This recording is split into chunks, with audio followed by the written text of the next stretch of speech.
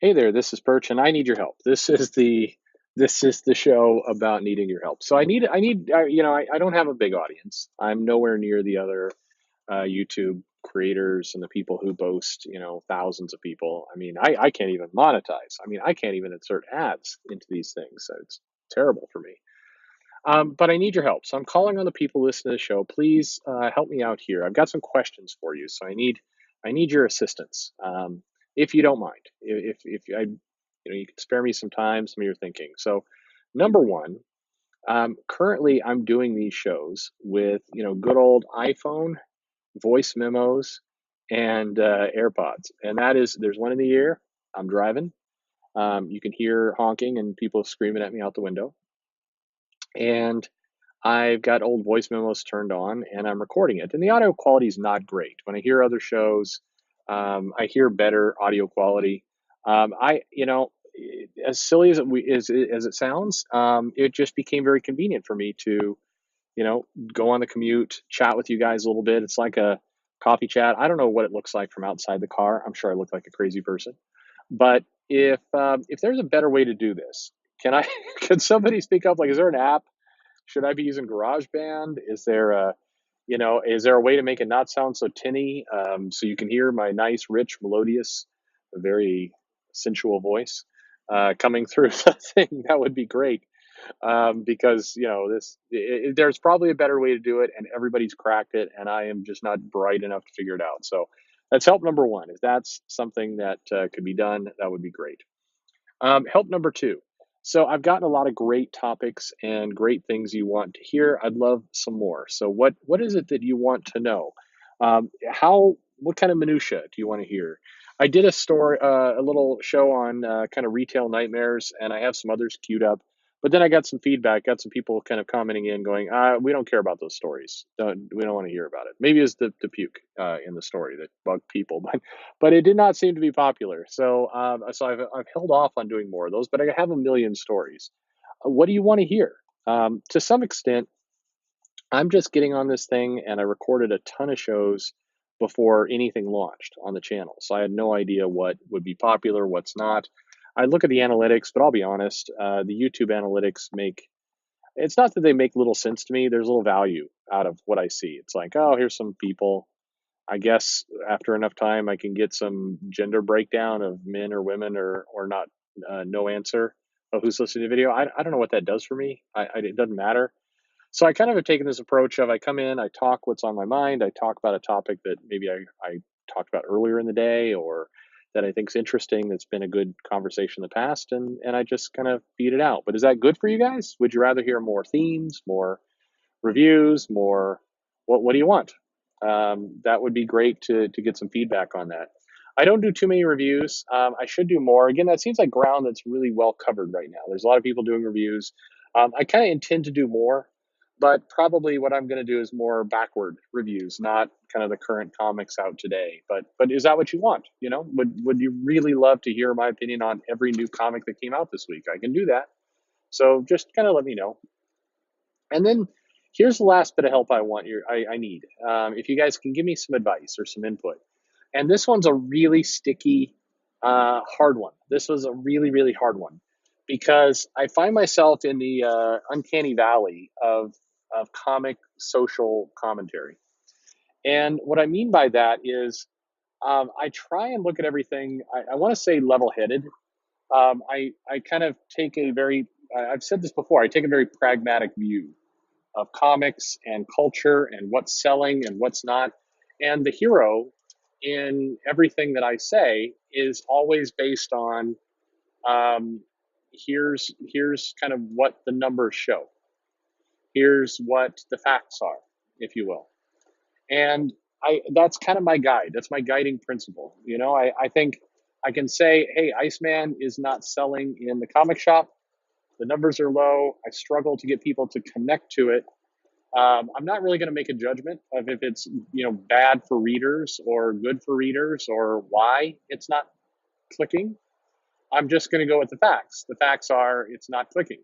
So it's what can be done to make it work. And any title I get, I always think that way. I think hey, this title isn't landing with consumers. What is it going to take for it to land with customers? What changes could be made? What tweaks could be made without changing the core part of the title? So I think I've talked a bit, not too much on the show, about Tom King's Batman, and it's an interesting one because it sells very well.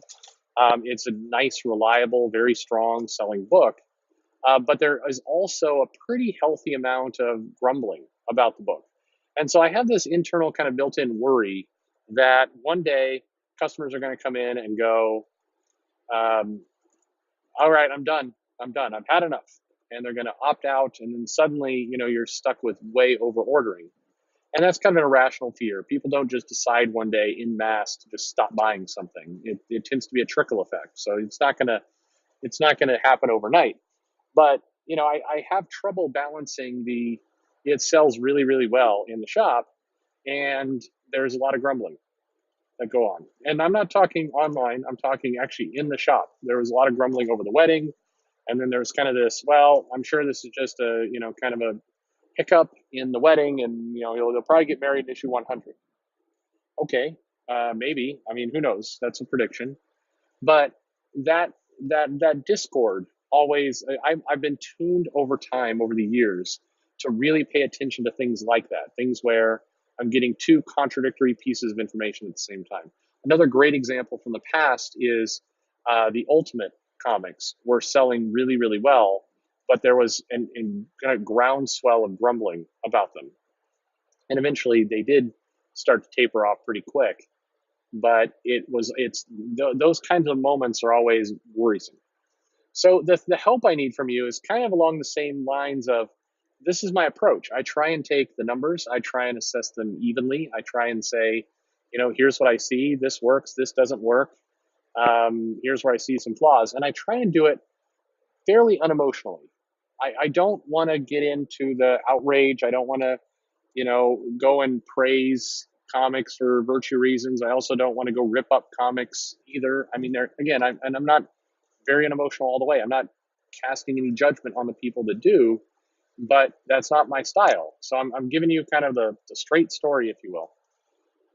Where I struggle is I think different people come in and out and they perceive me in different ways. So my approach on Twitter has always been, and I don't know how to stop it. I've had moments of not crisis, but moments of frustration where I will talk to pretty much anyone, whatever your affiliation is, whatever your background is. First of all, I'm not going to go check. I do not have the time, energy, or effort to go back and look at a person who followed me and try and assess, is this person a secret Nazi or whatever. I don't have the time. So I kind of rely on other people to point out, hey, this person's a lunatic, or the person revealing it themselves over time. And for a long time, if you followed me, I followed you back, and it was just the way. And then there's too many. That just became a zoo. And then a bunch of people were getting their accounts suspended, and so I would follow somebody, and then they'd be gone, and then that was a mess. And then some creators use blockchains and block bots, blockchain, block bots, and so then that was frustrating. But it's funny. So this will be the thing that will shock or irritate, or I don't know. I don't wear the Comicsgate label. I don't, because I don't understand it, pro or con. There's just too much. I can't get a straight answer of what it is, and I don't like labels in general. But what I can say is I am very, very much in support, and always have been, of fans, wannabe creators, actual creators making their own comics. I will cheer you on. I will absolutely back it. If there's something I can do to promote, I will do that. I think more comics, the merrier. I want to see more comics out there. So that part of the, quote unquote Comicsgate, I'm very much in favor of. I want to see more indie supporters. On the other hand, there seems to be there's a connection point, and I think this is something for people who do wear that label.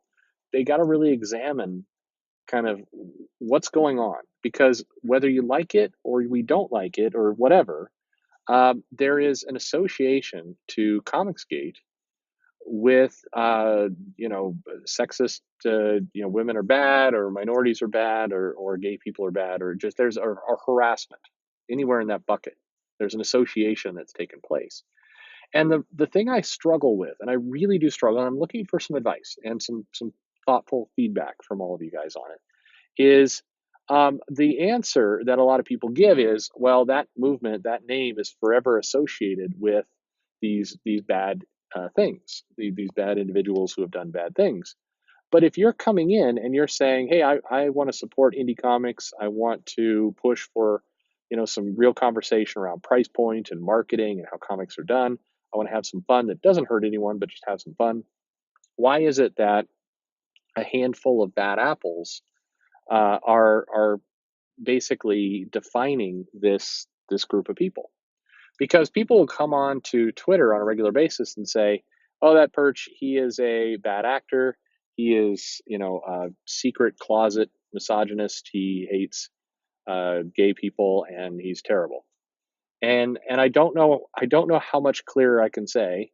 I think women belong in comics. I have no issue with women in comics. Some of my favorite creators are women, and I realize that I'm sure that sounds all weird, but they are. There are amazing female authors, creators, artists, absolutely amazing ones in all fields. I don't get the people who will say there's no place for women in comics, and I don't see that very often. I see jerks say things like that, and I tend to mute them, frankly, because that's just a dumb thing to say. There are amazing female creators all over the place. There are amazing creators of all races that are fine too. I think I am, and there's been people back and forth.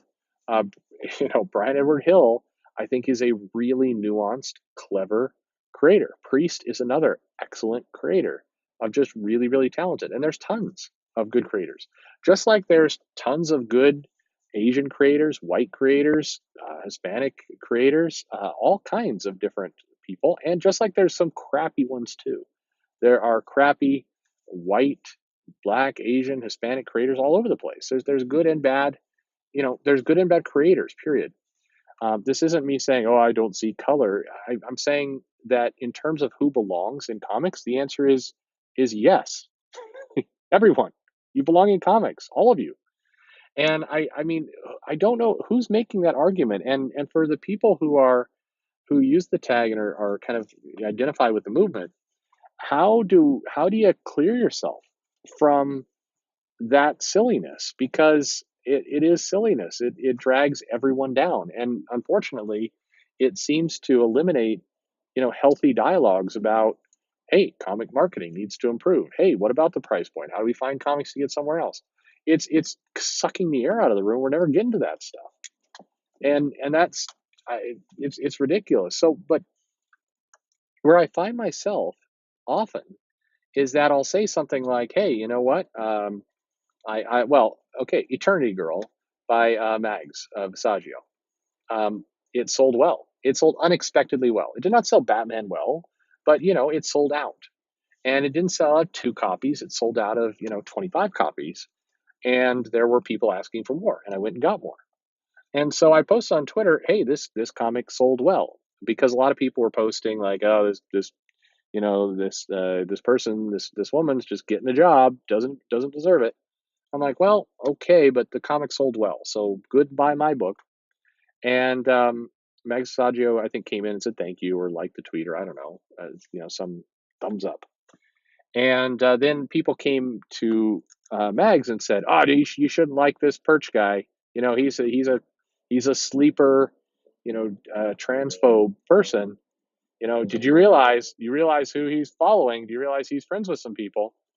And I said, "Who am I friends with? Literally, point it out, man. What are you talking about?" And then there's kind of some backlash on that. Meg's like, "Oh, maybe he is." I'm not blocked by Meg Zasagi or anything else. And my feeling about the creator is like, look, I'll judge every individual action. This comic, great.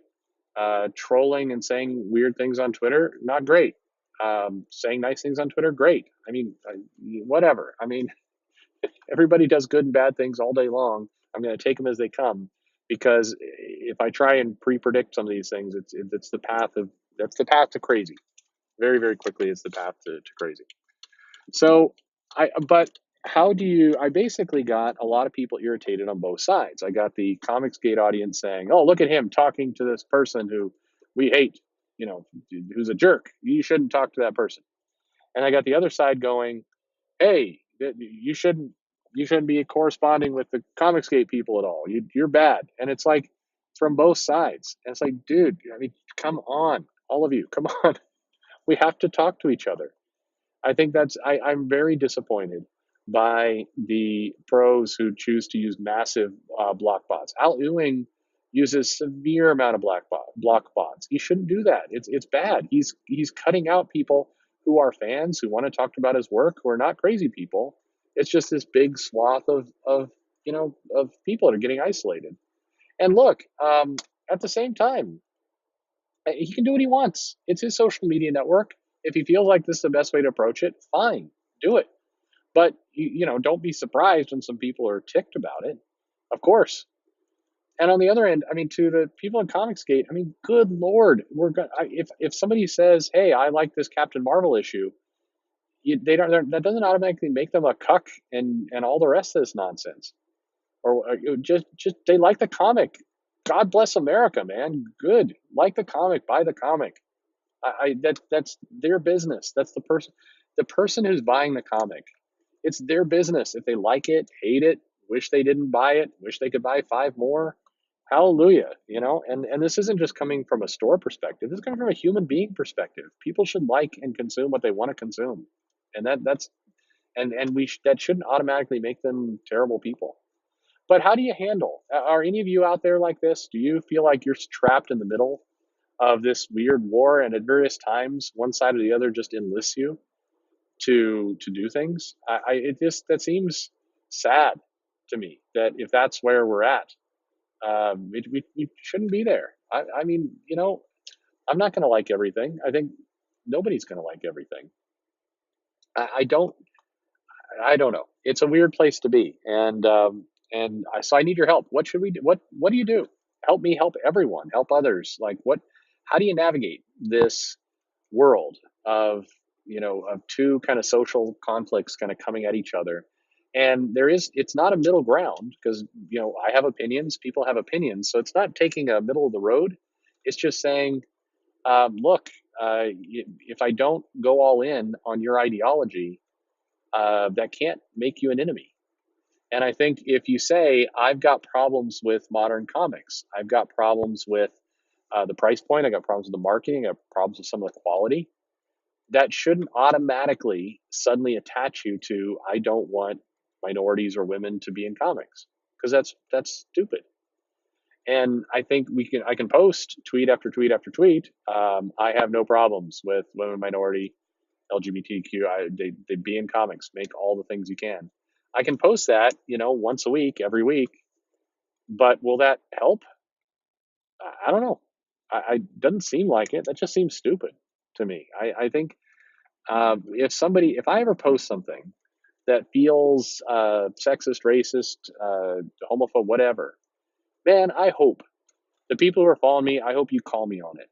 I want you to call me on it. I want you to drag me out on the carpet for it, and I want you to say, "Look, we expect better out of you. This is no good. Do it." I want that, because that's we all at the same time. Everybody makes mistakes. Everybody posts things they don't mean at times. Everybody is misinterpreted at times, and if I myself and everybody, let's hold ourselves to a standard of looking out for each other. If one of us makes a mistake, we should be here to help pick each other up, to point us in the right direction, to help. That's what I'd like from you guys. Point me in the right direction. Oh, well, anyway, so sorry for a long video, way too long a video. I don't know who made it through all this. Downvote. I want you guys to all just downvote the crap out of this. So there you go. But let me know. Does anybody have a better audio solution? That would be nice. What do you want to hear from this channel? That would be great to know too. And how do you navigate? How do you navigate the world of all this?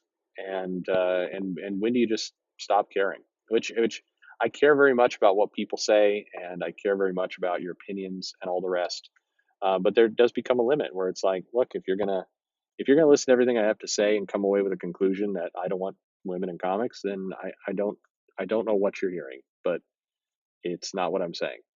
And so if that's what you're going to take away from it, then more power to you. But we have no common ground at that point. I don't. We're not clearly not communicating. Um, hey, thanks for listening. Sorry about the long video. Let's get back to comics. Okay, that sounds good.